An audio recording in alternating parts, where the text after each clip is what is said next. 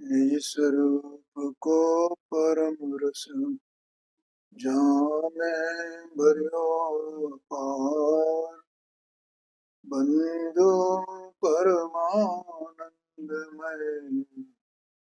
समय सार यह।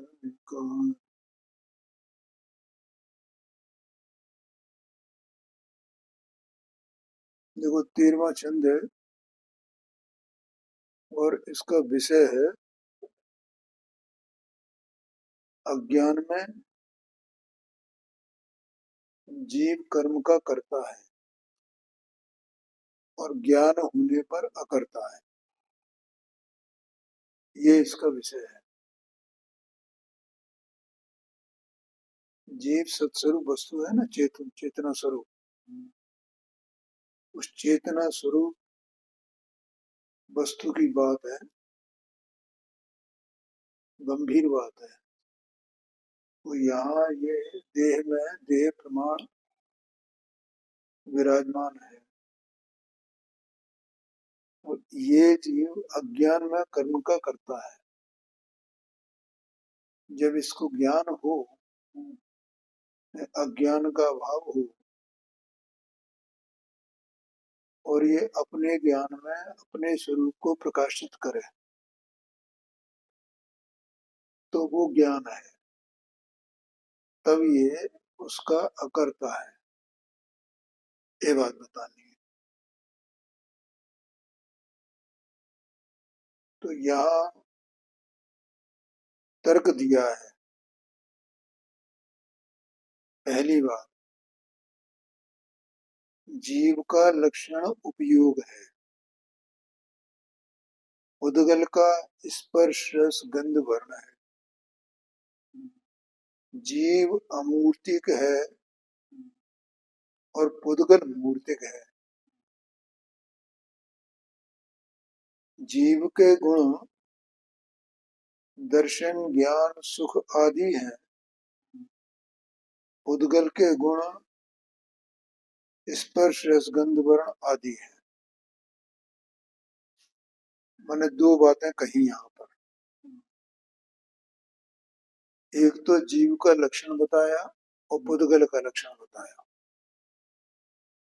ठीक है। दूसरा, जीव और पुद्गल में एक दूसरा भेद ये है कि जीव तो अमूर्तिक है और पुद्गल मूर्तिक है। तीसरी बात यहाँ ये कही, गुण बताए गए कि जीव के गुण क्या हैं और पुद्गल के गुण क्या हैं। ठीक है। तो लक्षण और गुण, इनसे जीव और पुद्गल न्यारा न्यारा है, ये बात कही गई। और जैसा कि विषय सुबह भी चल रहा है, ये जीव और ये पुद्गल, ये दोनों एक क्षेत्रावगा है ना, एक ही साथ है, एक ही साथ। माने अंतर में विराजमान सत्स्वरूप चेतना स्वभावी वस्तु वो मैं हूँ और ये पुद्गल का मुझको संयोग है। और जैसा यहाँ पर बताया है उस हिसाब से मैं और ये पुद्गल, ये दोनों एकदम न्यारे न्यारे हैं। मतलब इनका कोई किसी प्रकार से कहीं कोई मिलान नहीं है, किसी भी प्रकार से। ये कह रहे हैं कुछ कुछ बात तो मिले इसमें, तो कुछ मिलता ही नहीं है। लक्षण नहीं मिलता है, गुण नहीं मिलते हैं। ठीक है। जीव जानने देखने वाला, दर्शन ज्ञान गुण कहा ना, जानने देखने के स्वभाव वाला है और सुख इसका स्वभाव है। और पुद्गल में कोई सुख होता नहीं है और पुद्गल अचेतन है, ये जानता नहीं है, इसमें जानने का कार्य नहीं होता है। ऐसा यहाँ कहा। ये भेद ज्ञान कराने की बात कर रहे हैं। अब यहाँ अगली बात कहते हैं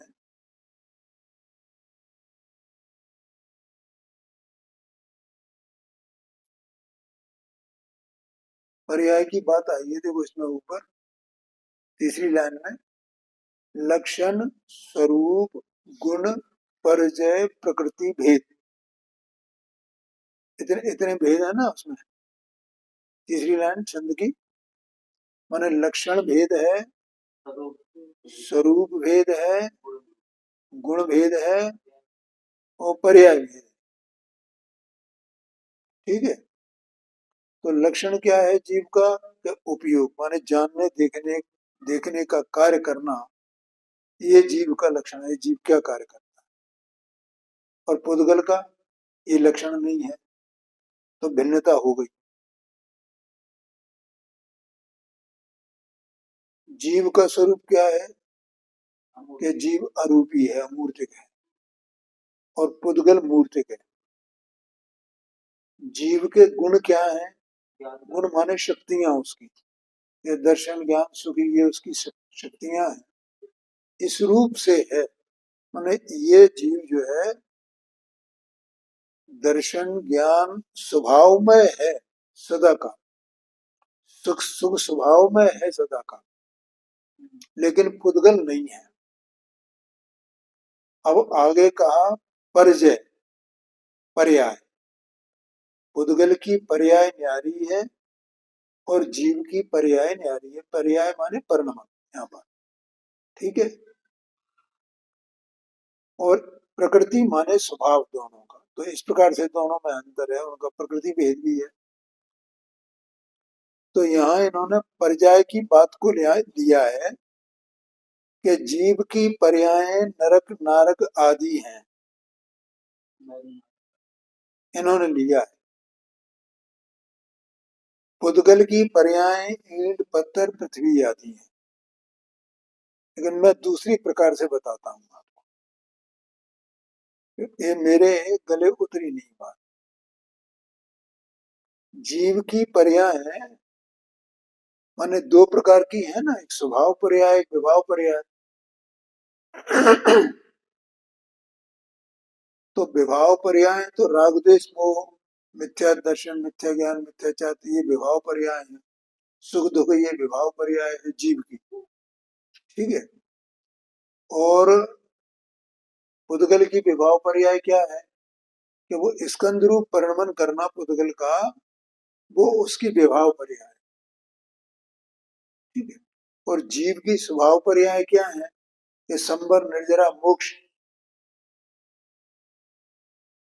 और सम्यक दर्शन, ज्ञान, चारित्र। ठीक है। ये सब इसकी स्वभाव पर्याय हैं। तो ये पर्यायों में अंतर है, पुद्गल की पर्याय वैसी और इसकी पर्याय वैसी। और पुद्गल की निर्मल पर्याय है, वो एक परमाणु का अकेले रह करके परिणमन करना, ये उसकी निर्मल पर्याय है पुद्गल में। तो इस प्रकार से उनमें अंतर है ना पर्याय में दोनों के, ऐसा आशय है।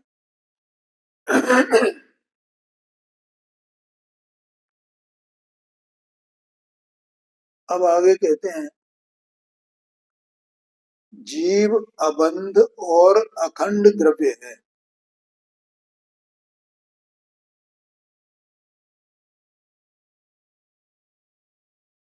ये जीव जो है बंध स्वरूप नहीं है, अबंध है। और पुद्गल वो बंधता है, माने उसमें स्निग्ध रूक्षत्व गुण है ना, उसके कारण से वे पुद्गल परमाणु आपस में बंधे हुए हैं। और जीव का स्वभाव बंधने का नहीं है, क्योंकि उसमें स्निग्ध रूक्षत्व ये गुण नहीं है, इसलिए वो बंधता ही नहीं है किसी से, ऐसा आशय। वो पुद्गल से भी नहीं बनता है और अन्य जीवों से भी नहीं बनता है, ये भिन्नता है। इससे उसके परमाणु मिलते बिछुड़ते हैं पुद्गल के। ठीक है।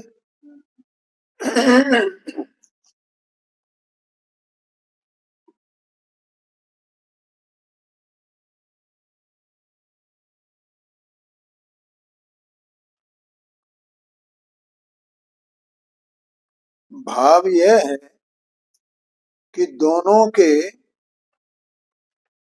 द्रव्य क्षेत्र काल भाव रूप जो चतुष्टय है वो न्यारा न्यारा है, न्यारी न्यारी सत्ता है।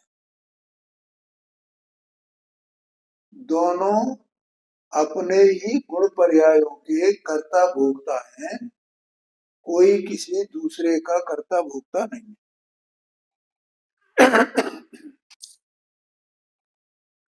माने इसका आशय क्या हुआ, इन्होंने ये बात अपनी तरफ से जोड़ी है, इसमें नहीं थी छंद में।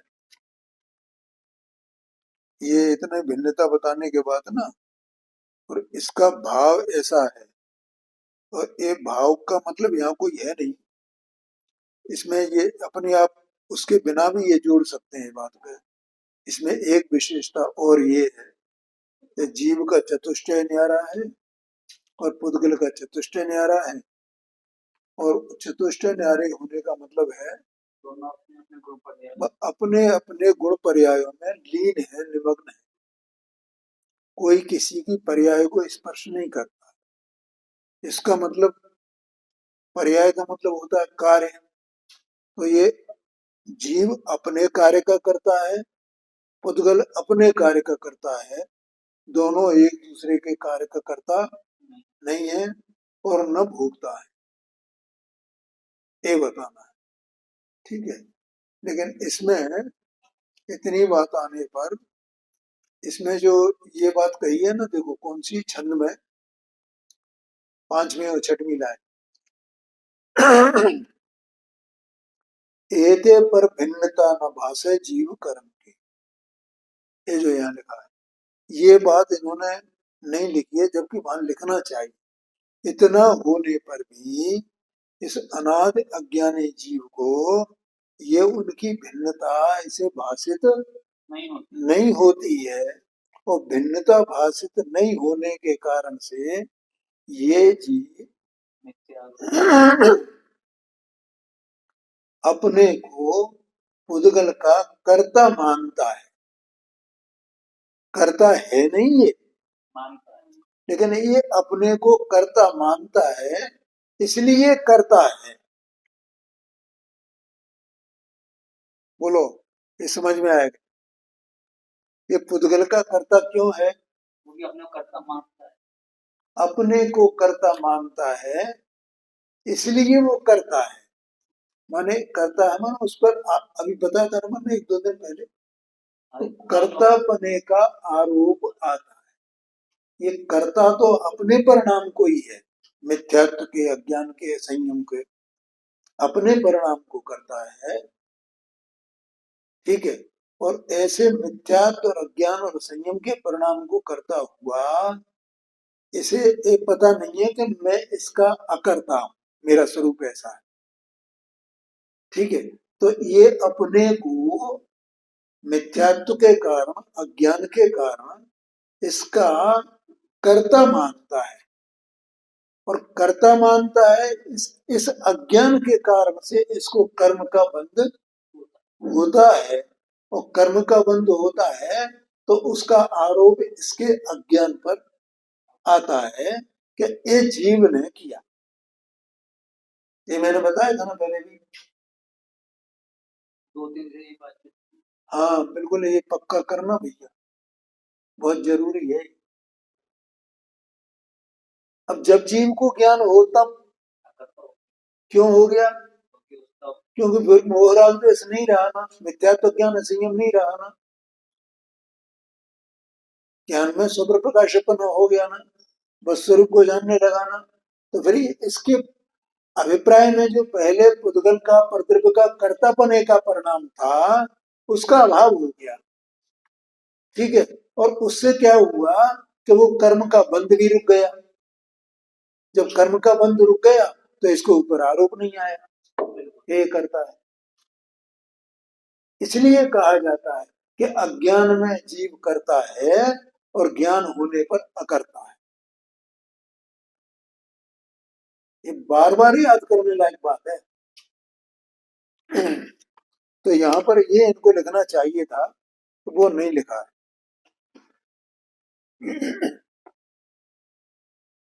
ये तो बिल्कुल मतलब अपने को ये ऐसी बातें आती हैं माने जो व्याख्यान में, तो वो बातों को एकदम पकड़ के बैठ जाना चाहिए। ये बात नहीं, कभी नहीं भूलनी चाहिए। देखो जीव वास्तव में पर का करता तो है ही नहीं ना, ये अपने परिणाम को ही करता है, अपने चतुष्टय में रहता है। वो ज्ञानी हो क्या ज्ञानी हो, तो फिर ये परद्रव्य का कर्ता कैसे कहा गया, परद्रव्य का कर्ता कैसे कहा गया? ऐसा प्रश्न आता है ना। एक तरफ तो ये कहते हैं कि पर का करता ही नहीं है, तो फिर ये पर का करता, और कहते हैं कि अज्ञान में पर का करता है, तो ये जी अपने अज्ञान का करता है तो पर का करता है, तो वास्तव में पर का करता नहीं है। तो लेकिन अज्ञान होने पर इसे कर्म का बंध होता है, इसलिए इस पे आरोप आएगा। अगर ये अज्ञान अपने को करता न माने, अज्ञान नहीं हो, तो वहां कर्म का बंध होगा नहीं, और इधर इसको ज्ञान हो जाएगा, अज्ञान का अभाव हो जाएगा, तो ज्ञान होने पर करता नहीं है, ऐसा कहा जाएगा।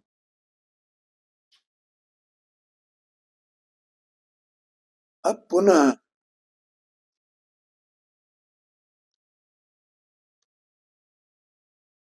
ये पुनः जो है, सारे 14, 15, 16, 17 चार छंद आए इसमें, नहीं 14 में ही आया है, 15वें में 16वें में ये बाद के। देखो इसको पढ़ो, दोहे को पहले। एक वस्तु जैसी जो है, तासों मिले नाम, जीव अकर्ता कर्म को, यह अनुभव परम। क्या कह रहे हैं, देखो एक वस्तु जैसी है तैसी है, और उसमें दूसरी वस्तु मिलती नहीं।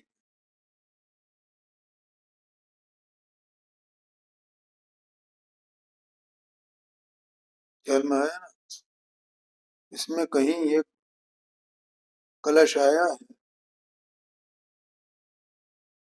कौन सा कलश है, उसमें ये आया है कि परद्रव्य जो है वो ऊपर ऊपर लौटता है, ये आत्मा परद्रव्य के ऊपर ऊपर लौटता है, उसमें प्रवेश नहीं करता, या परद्रव्य आत्मा में प्रवेश नहीं करता है, न्यारे न्यारे है ना, ऐसे कोई कलश है।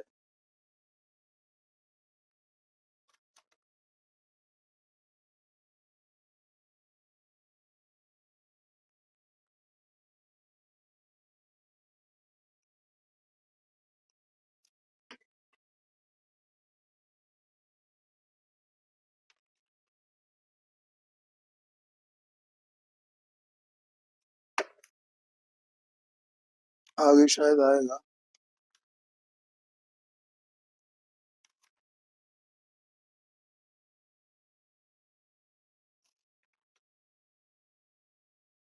चलो फिर देखेंगे। हाँ, तो तासों मिले न आन, बोलो ख्याल में आया कि नहीं? एक द्रव्य दूसरे द्रव्य में नहीं मिलता है, कैसे मिलेगा?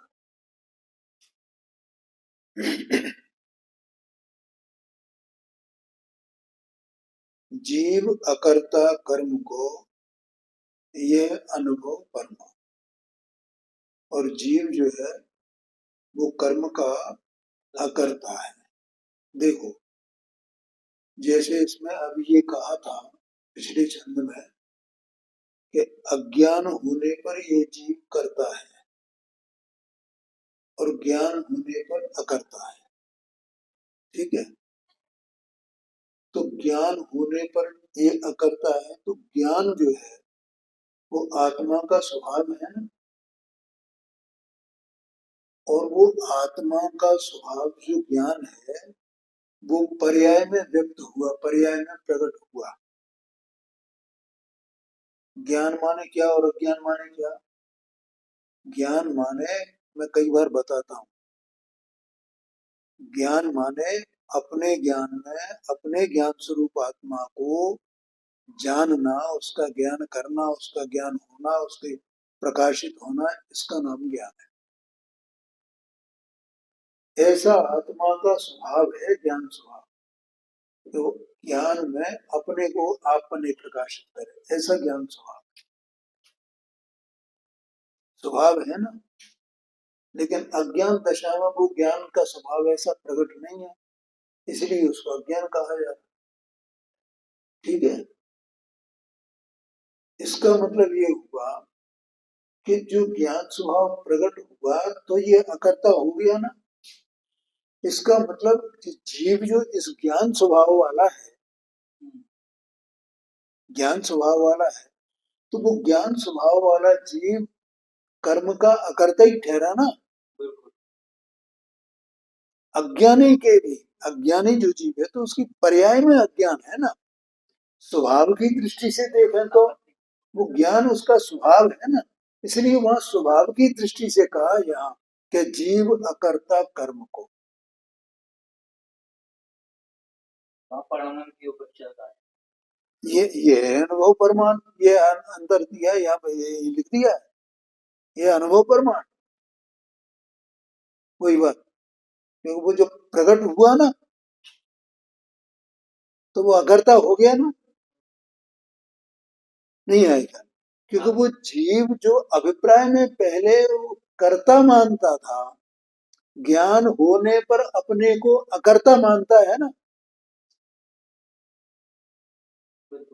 ज्ञान होने पर क्या हुआ, तो इससे क्या पता लगा कि ये जीव वो अब उधर स्वभाव की दृष्टि कि जीव वास्तव में कर्म का अकर्ता है। ये पॉइंट समझ में आया कि यह अनुभव प्रमाण।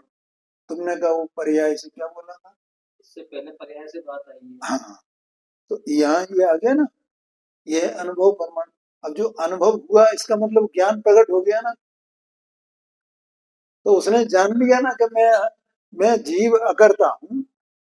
ठीक है, एक बात। दूसरी बात यही नहीं, उसने ये भी जान लिया कि अज्ञान दशा में भी मैं अज्ञान का करता था, परद्रव्य का करता नहीं था, लेकिन अज्ञान के कारण अपने को कर्ता मानता था।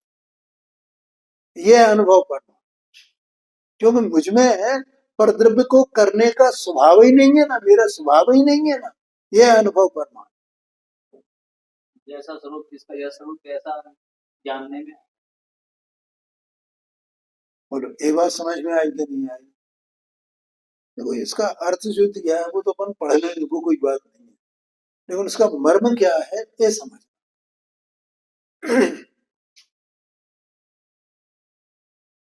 ये शाम की सभा मुझे बड़ी अच्छी लगती है, 3-4 लोग बैठे हैं शांति समझने वाले, बस खत्म बात। अभी वो ये है ना अनगर धर्मावृत, ये मैंने पहले स्वाध्याय कर लिया है उसका, अब दोबारा उसमें से कुछ जो जरूरी पॉइंट है वो नोट कर। तो उसमें सुबह मैंने पढ़ा था, एक भद्र शब्द आया है कि जिनको स्वाध्याय की रुचि है, उपदेश की रुचि है, भगवान के उपदेश की रुचि है, वे जीव भद्र हैं। और जो ये बात सुनने के इच्छुक नहीं है, इस बात से जो भगवान ने बातें कही हैं उनसे उन्हें द्वेष है, वे अभद्र हैं, ऐसा कहा है उसने। ये समझ, ठीक है। ये अनुभव प्रमाण का मतलब ये हुआ, सूक्ष्म बातें हैं, अर्थ है यहाँ। जो पदार्थ जैसा है वह वैसा ही है, अनादि अनंत पदार्थ सभी जो जैसा है वैसा का वैसे ही है, उसमें अन्य पदार्थ नहीं मिल सकता। देखो जीव भी जो है, जैसे जीव वस्तु है, तो तत्व सूत्र में एक सूत्र आता है जीव कितने प्रकार के? ये दो प्रकार, संसारी हो संसार और मुक्ताष्ट। ऐसा था ना। अब जीव संसारी होए के मुक्त होए। अब संसार अवस्था में दो प्रकार के जीव, कौन कौन से? एक तो साधक जीव है और एक मिथ्या दृष्टि है, दो ही प्रकार के हैं ना। लेकिन वे सबके सब अपने अपने परिणाम रूप परिणमन करने वाले हैं, दूसरे के परिणाम को तो स्पर्श ही नहीं करने वाले हैं। सबका ऐसे ही स्वरूप है ना। तो ये तो जीव का स्वरूप होगा, सारे जितने जीव हैं एक समान, एक पर्याय की अपेक्षा से भी, कि वे अपने में ही रह करके परिणमन कर रहे हैं, परद्रव्य से कोई संबंध ही नहीं। और ये अपन ने पढ़ा था इसमें 200 नंबर का कलश, इसी में पढ़ा था पीछे, नास्ति सर्वो भी संबंध परद्रव्यात्म। ठीक है। और वो चतुष्टय की बात भी आई थी। तो इस प्रकार से एक द्रव्य का दूसरे द्रव्य से कोई भी संबंध किसी भी प्रकार से नहीं है। सदा सब जीव जो है वो अपने अपने में अकेले अकेले हैं। बिल्कुल एकत्व की भावना आती है, बाहर भावना। हर जीव अपने में अकेला है, एक परमाणु का भी उसका संग नहीं। ऐसे मैं भी अकेला ही हूँ।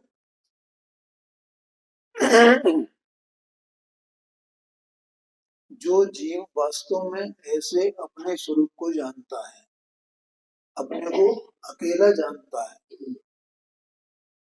वही जीव सुख को प्राप्त करता है। और जो अपने को अकेला नहीं मानता, वो उसकी वर्तमान पर्याय में भी क्लेश है। उसकी वर्तमान पर्याय कैसी है? क्लेशित है। तो यहाँ कहते हैं जो पदार्थ जैसा है वो वैसा ही है, उसमें अन्य पदार्थ नहीं मिल सकता। इससे जीव कर्म का अकर्ता है। ध्यान में आया?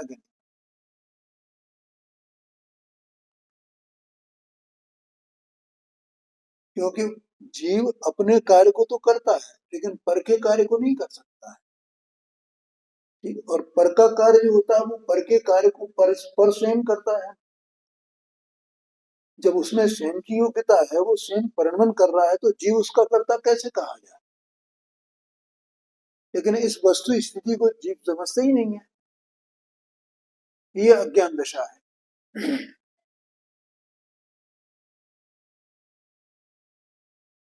वह विज्ञान से सर्वथा सत्य है। अनुभव को यहाँ विज्ञान कह दिया है। खैर, अनुभव का अर्थ मैंने बता दिया, यह अनुभव प्रमाण। ठीक है।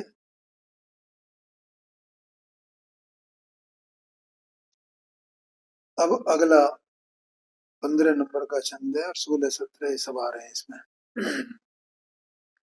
अज्ञानी जीव अशुभ भावों का कर्ता होने से भाव कर्म का करता है। अशुभ लिखा है क्या इसमें?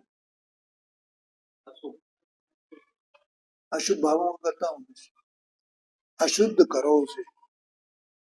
अशुभ नहीं आएगा, वैसे अपन पढ़ लेते हैं पूरा।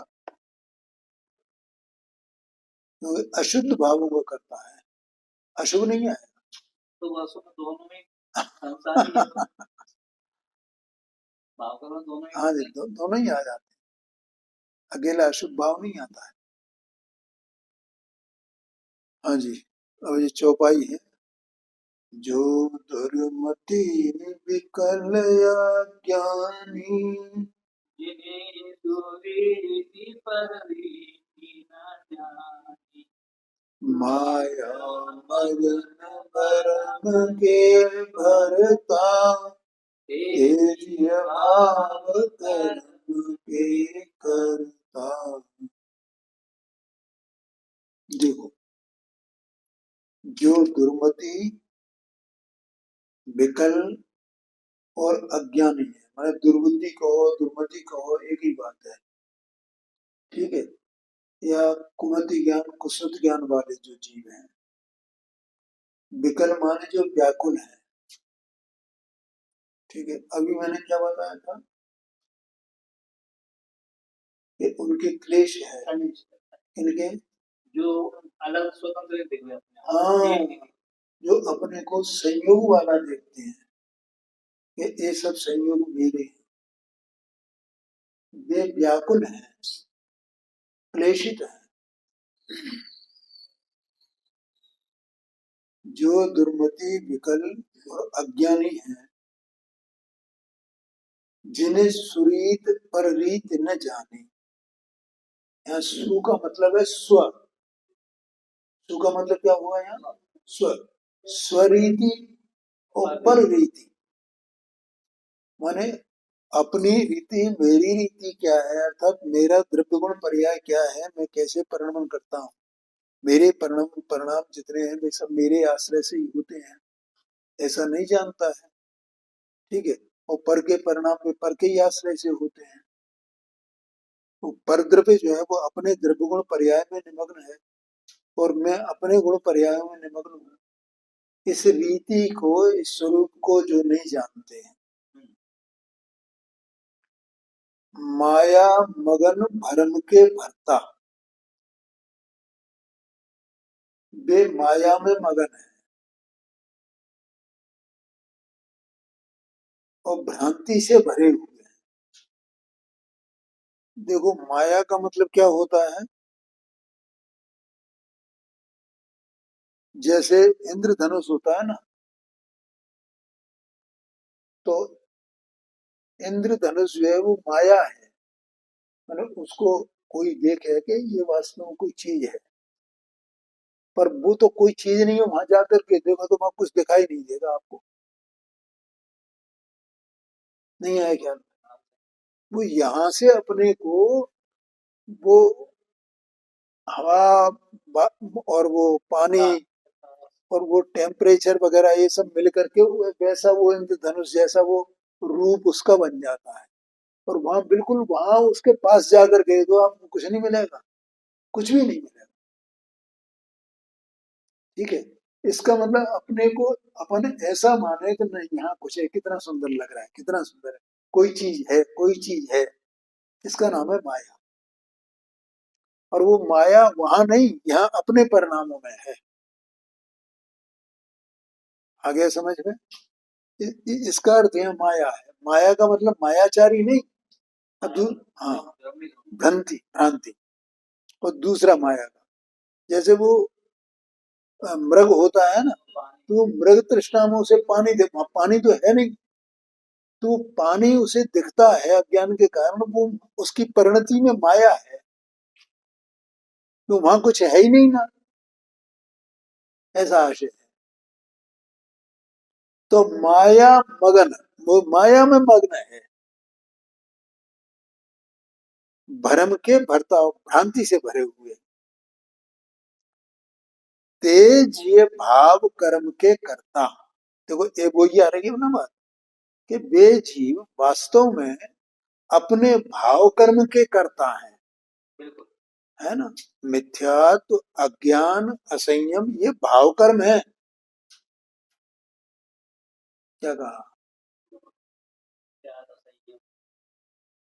मिथ्यात्व अज्ञान असंयम ये भाव कर्म है, इसके वे करता है। देखो चाहे वो द्रव्यलिंगी भी हो 11 अंग 9 पूर्व का पाठी, वो भी इसी श्रेणी में आ जाता है, इस चौपाई की श्रेणी, इसी वाला है वो, ठीक है।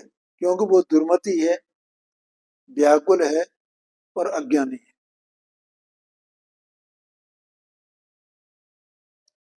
क्या कहा? और उसने स्वरीति और पररीति को नहीं जाना है, और वो भी माया में मगन है। क्यों मगन है पता है? हाँ, और वो माया से क्या मांगता है? ये शास्त्रों को ज्ञान को मानता है कि मेरे सम्यक ज्ञान है, और सम्यक ज्ञान है ही नहीं। जो चीज है ही नहीं उसे मान रहा है कि ये मेरा सम्यक ज्ञान है ना माया। देवशास्त्र गुरु की श्रद्धा करके और झूठा मैं तो आत्मा हूं, मैं तो आत्मा हूं, ऐसा अपने को झूठा आत्मा मान करके ऐसा विकल्प में श्रद्धान नहीं हुआ। श्रद्धान हमेशा निर्विकल्प होता है, वो बोलता नहीं है। बहुत मुश्किल बात है, क्या बताएं, शब्द नहीं है बताने के। तो श्रद्धान रूप परिणति है ना, परिणति तो अंदर की निर्मल परिणति है ना। तो वो विकल्प में कहाँ आएगी वो परिणति? विकल्प आश्रय भाव है, और वो निर्विकल्प श्रद्धान की परिणति वो संवर्ण जरा तत्व है। इसको वो नहीं जानता है, निर्विकल्पता को नहीं जानता भाई, बहुत मुश्किल बात है ये समझ। तो वो भी इसी श्रेणी में आ जाता है, माया मगन भरम के भरता और तेज ये भाव कर्म के करता।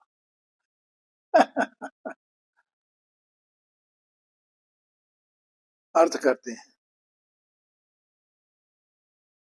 जो दुर्बुद्धि जो दुर्बुद्धि से व्याकुल और अज्ञानी है,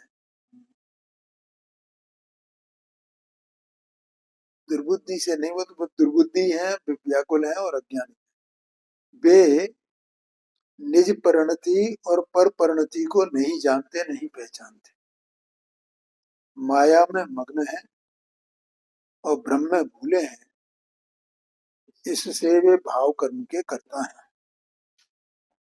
तो अब दो आए यहाँ पर इसी से संबंधित, ये दो दो ही और पढ़ लेते हैं। जे मिथ्या मत मेरे सो लखे न जीव अजीव, तेई भावित कर्म के करता हुए सभी, ते शुद्ध परिणति धर करे आम परवान, ते शुद्ध परिणाम के करता। देखो अब देखना जरा, वो जो अपन अभी चर्चा कर रहे थे ना, यहाँ इन्होंने पंडित जी साहब ने इसको बांधने की कोशिश की है उस बात को। मैं ये कह रहा था ना, वो कहीं नहीं जा सकती, क्या करें, ऐसे यहाँ इन्होंने कहने की कोशिश की। जे मिथ्या मत तिमिर सो लखे न जीव अजीव, मिथ्यात्व की दृष्टि से समझो इसको, कि जो जीव मिथ्यात्वी है, मिथ्या दृष्टि है, सम्यक श्रद्धा नहीं है ना, मिथ्या श्रद्धा में विपरीत अभिनिवेश है, तो उन्हें जीव और अजीव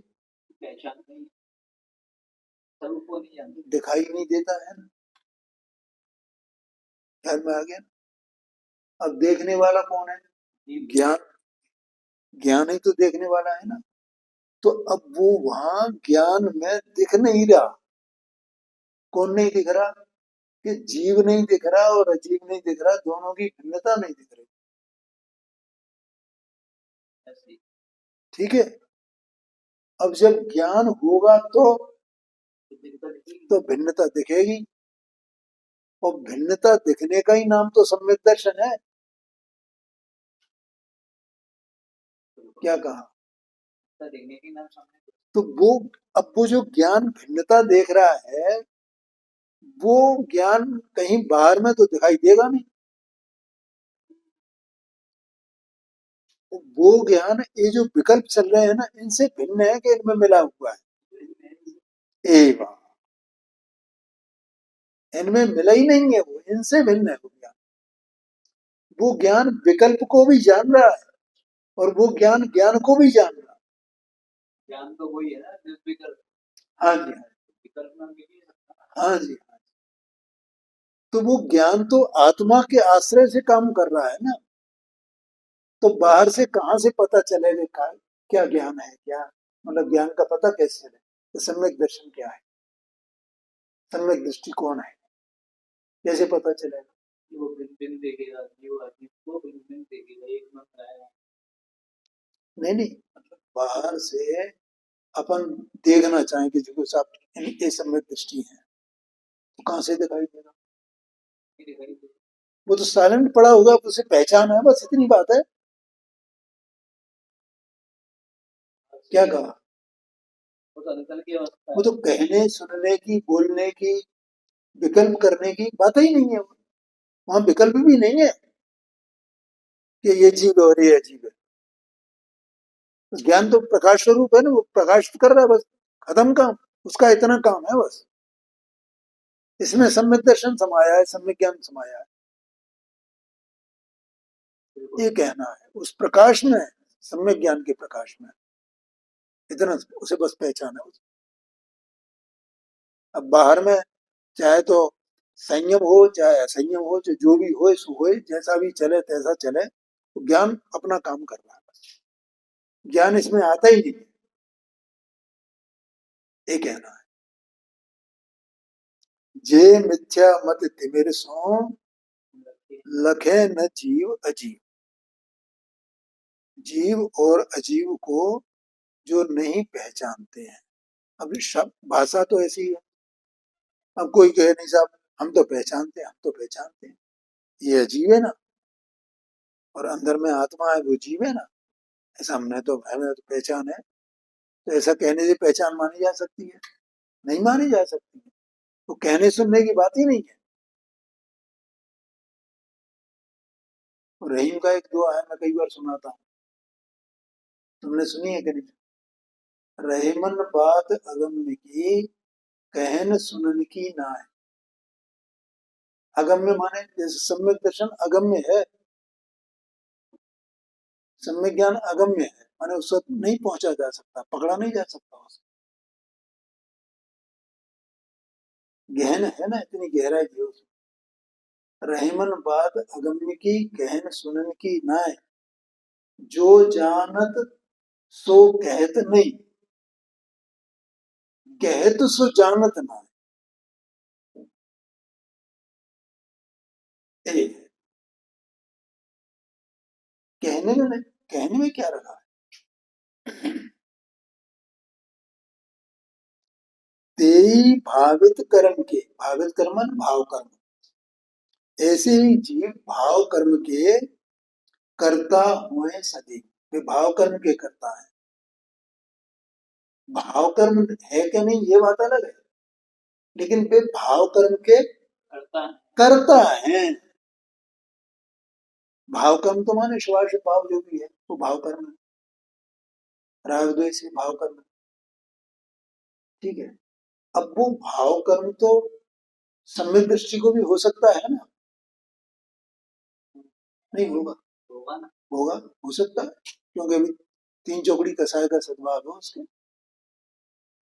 तो वो करता होगा क्या या नहीं होगा? वो करता स्वरूप जानता है। नहीं, ये बात, वो करता नहीं है।